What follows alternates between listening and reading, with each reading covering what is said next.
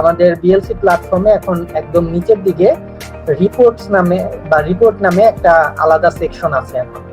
তো এখানে ক্লিক করলে যেটা হবে, আমরা এখানে আক্তার স্যারকে অবশ্যই মেনশন করতে হয়। আক্তার স্যার খুবই ডেডিকেটেডলি একটা রিপোর্ট প্ল্যাটফর্ম তৈরি করে দিয়েছেন আমাদের বিএলসির সাথে, যেখান থেকে আগে যেই লগ অ্যানালাইসিসটা টিচাররা ইউজ করতেন, আলাদা জায়গায় গিয়ে আগে লগ ফাইলটাকে ডাউনলোড করতে করে ওখানে আপলোড করা লাগতো, তো সেই রিপোর্টটাই, সিমিলার রিপোর্টটাই এখানে কিন্তু এখন ইনবিল্ট আছে বিএলসির সঙ্গে প্ল্যাটফর্মে।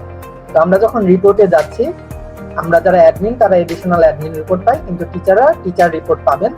তো এখানে যখন ক্লিক করবেন তখন আপনার যে কোর্সগুলো থাকবে সেই কোর্সগুলো এখানে লিস্ট ডাউন হবে, সেই কোর্সের কি প্রোগ্রেশন সেটা আপনি এখানে দেখতে পারবেন।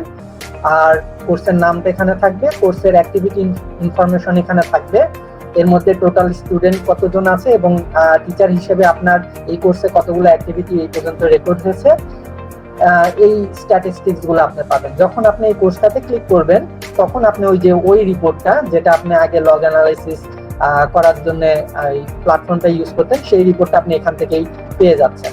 এটা ডাউনলোড করতে হলে এখান থেকে এই যে ডাউনলোড ফিচারটা আছে সেখান থেকে আপনি ডাউনলোড করতে পারবেন।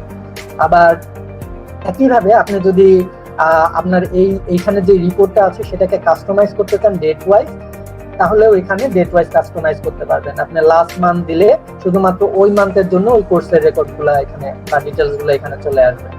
তো আমার কোর্সটা মোটামুটি এমটি, যেই কারণে আমাকে কিছু দেখাচ্ছে না। আপনারা আপনাদের কোর্সে অবশ্যই এই ফিচারটা ট্রাই আউট করে দেখবেন যে আপনারা কি ধরনের রিপোর্ট পাচ্ছেন, এবং সেই অনুযায়ী আশা করি যে আপনারা আপনাদের কোর্সের আরো ইনডেপথ অ্যানালাইসিস এই প্ল্যাটফর্ম থেকে পেতে পারবেন।